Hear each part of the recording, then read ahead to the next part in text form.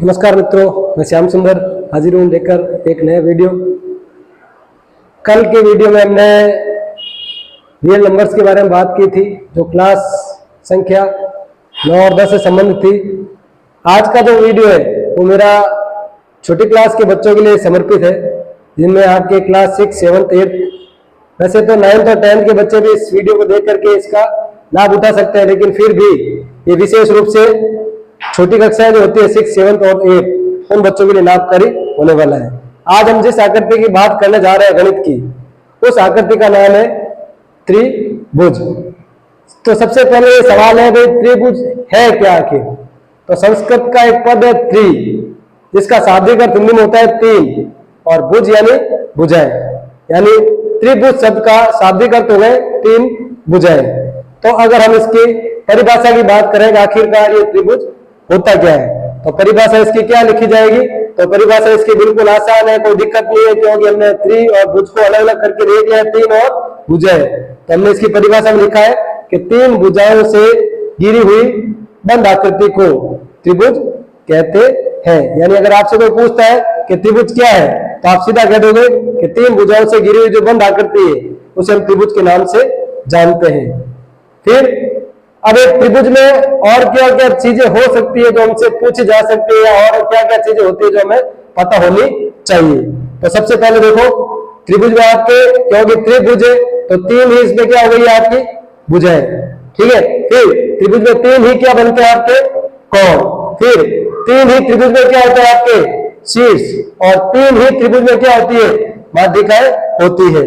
वह इसके तीनों अंतः कोणों का योग, अंत यानी अंदर की ओर बनने वाले कोणों का जो योग है वो 180 डिग्री होता है। यानी एक त्रिभुज में अगर बात की जाए तो तीन का आंकड़ा मुख्य रूप से आपके सामने आ रहा है कि त्रिभुज मीन्स तीन भुजाएं, तीन ही कोण, तीन ही शीर्ष और तीन ही माध्यिकाएं होती है, और इसके तीनों अंत कोणों का योग आपके 180 डिग्री होता है। अच्छा मित्रों, इसमें एक बात आपको ध्यान रखनी है, कई बार पूछ लिया जाता है कि त्रिभुज में विकर्ण कितने होते हैं। तो आपको पता होना चाहिए कि त्रिभुज में जो विकर्ण है, तो विकर्णों की संख्या आपकी कितनी होती है? तो विकर्णों की संख्या आपकी होती है त्रिभुज में 0, यानी त्रिभुज में कोई भी विकर्ण नहीं बनता है। फिर हम चर्चा कर लेते हैं भाई कि तीन भुजाएं, तीन कोण, तीन शीर्ष और तीन माध्यिकाएं आखिर होती क्या है, और किस प्रकार से इसके अंतर कोणों का योग 180 डिग्री होता है। तो मैंने आपके लिए एक सामने एक चित्र बनाया हुआ है, एक बड़ा त्रिभुज लिया है मैंने ए, बी और सी। एक बड़ा त्रिभुज हो गया ए, बी और सी। तो इस ए, बी, सी त्रिभुज में हमने देखा कि तीन भुजाएं कौन कौन सी हो रही है। तो त्रिभुज की जो पहली भुजा है वो आपके हुए ए और बी, तो हमने लिखा है पहली रेखा कौन सी इसकी ए और बी। उसके बाद दूसरी भुजा का नाम है बी और सी। ये त्रिभुज की क्या हो जाएगी आपकी दूसरी भुजा बी और सी। जो त्रिभुज की तीसरी भुजा उसका नाम है सी और ए। तो ये त्रिभुज की तीसरी भुजा कौन सी होगी? सी और ए। फिर हमने बात की एक त्रिभुज में तीन ही कोण होते हैं, तो तीन कोण कौन कौन से हो रहे हैं? तो आप यहाँ देखें, ये आपका जो है ये पहला कोण है, तो इसको हमने कोण ए। फिर ये आपका त्रिभुज का दूसरा कोण हो गया तो कोण बी, और ये आपके त्रिभुज का तीसरा कोण हो गया तो कोण सी। यानी एक त्रिभुज में तीन ही कोण होते हैं, और क्योंकि हमने त्रिभुज का नाम दिया है ए, बी, सी, तो हमारे त्रिभुज के तीन कोण हो गए कोण ए, कोण बी और कोण सी। फिर हम बात करेंगे तीन इसके जो शीर्ष है वो कौन कौन से होते हैं। तो जैसे मैंने आपको बताया कि त्रिभुज में तीन ही शीर्ष होते हैं, तो तीन शीर्षों में पहला शीर्ष हो गया आपका शीर्ष ए, दूसरा शीर्ष हो गया आपका शीर्ष बी, और तीसरा शीर्ष हो गया आपका शीर्ष सी, ठीक है। तो शीर्ष क्या है? शीर्ष वह बिंदु जहां दो रेखाएं आकर मिलती है, या एक उभयरेख बिंदु जहां पे दो रेखाएं आकर के मिलती है, उसको हम शीर्ष के नाम से जानते हैं। फिर उसके बाद हमने बात की तीन माध्यिकाएं। एक त्रिभुज में आपके तीन ही क्या होती है माध्यिकाएं। तो त्रिभुज में देखे हमने पहली ये जो माध्यिका है ए और डी, ये आपकी पहली माध्यिका है ए और डी, ठीक है। फिर उसके बाद देखें दूसरी जो माध्यिका है वो है बी और ई। दूसरी माध्यिका का नाम क्या हुआ? डी और ई। ये आपकी हो गई इसमें दूसरी माध्यिका। और तीसरी माध्यिका का नाम क्या है? सी और एफ। यानी शीर्ष से समूह भुजा को विभाजित करने वाली जो रेखा है वो आपकी माध्यिका कहलाती है। तो एक त्रिभुज में तीन ही क्या होते हैं? 3 ही आपके भुजाएं होती है, 3 ही आपके कोण होते हैं, 3 ही आपके शीर्ष होते हैं और 3 ही आपके माध्यिका होती है। अच्छा, माध्यिका क्या होती है? तो एक त्रिभुज की माध्यिका क्या करती है?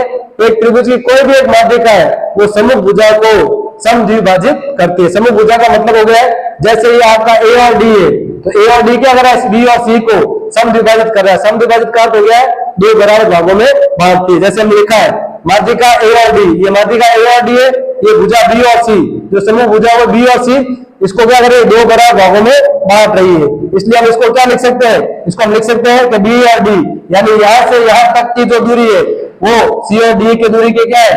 बराबर है। यानी यहां से यहां तक की दूरी यहां से यहां तक की दूरी के बराबर है, तो ये लिख सकते हैं। या हम ये कह सकते हैं कि बीडी जो है वो बीडी क्या है? आधा है किसका? बी और सी का। कि बीडी क्या है? तो बीडी आपके आधा हो जाएगा किसका? बीडी आपका आधा हो जाएगा बी और सी का। तो मित्रों, इस तरह से हमने एक त्रिभुज के बारे में संपूर्ण रूप से जानकारी प्राप्त कर ली है। त्रिभुज क्या होता है? तो बिल्कुल आसान है, 3 भुजाओं से घिरी हुई बंद आकृति को त्रिभुज कहते हैं। फिर त्रिभुज में आपके 3 का आंकड़ा मुख्य रूप से होता है, तो त्रिभुज में 3 ही भुजाएं, 3 ही कोण, 3 ही शीर्ष और 3 ही माध्यिका होती है। वह इसके तीनों अंतर कोणों का योग 180 डिग्री होता है। फिर हमने देखा 3 भुजाएं, हमने त्रिभुज लिया एबीसी, इसमें आपके पहले ए बी जो है वो पहली भुजा है, बीसी जो है आपकी दूसरी भुजा है, सी है आपकी तीसरी भुजा है। फिर कोण ए, कोण बी और कोण सी, ये इसके 3 प्रमुख कोण है। शीर्षों की जब हमने बात की, जहां पे दो रेखा आकर करके मिलती है तो वो शीर्ष होता है। तो शीर्ष ए, शीर्ष बी और शीर्ष सी, ये 3 हो गए। फिर हमने बात की माध्यिका क्या होती है? माध्यिका क्या करती है? किसी एक शीर्ष से समूह भुजा को 2 बराबर भागों में बांटती है। तो इसमें एक माध्यिका एडी हो गई, एक माध्यिका बी हो गई और एक माध्यिका आपके सी और एफ हो गई। और लास्ट हमने लिखा है कि इसके तीनों अंतर कोणों का योग, अंतर कोण कौन कौन से हो गए? तो इसमें आपके कोण कौन सा बन रहा है? एक कोण ए, एक कोण बी और एक कोण सी। तो हमने लिखा है कोण ए प्लस कोण बी प्लस कोण सी, इन तीनों का योग मिलकर के कितना हो रहा है? 180 डिग्री हो रहा है। तो मित्रों, मुख्य रूप से ये जो है त्रिभुज की कक्षा 6, 7 और 8, इनके लिए इनसे संबंधित त्रिभुजों की क्या है? प्रमुख रूप से जानकारी है। इसके बाद त्रिभुजों के भेद भी होते हैं, मैं वो आपके लिए अगले वीडियो में लेकर के आऊंगा। भाई, कोणों के आधार पर भी त्रिभुज होते हैं और भुजाओं के आधार पर भी त्रिभुज होते हैं, वो कैसे और कितने प्रकार के होते हैं उसे मैं आपके लिए अगले वीडियो में प्रस्तुत करूंगा। तो कृपया करके जितना हो सके मेरे चैनल को सब्सक्राइब कीजिए, लाइक कीजिए, शेयर कीजिए और आपको आज का वीडियो कैसा लगा है इसके बारे में जरूर और जरूर कमेंट कीजिए। धन्यवाद।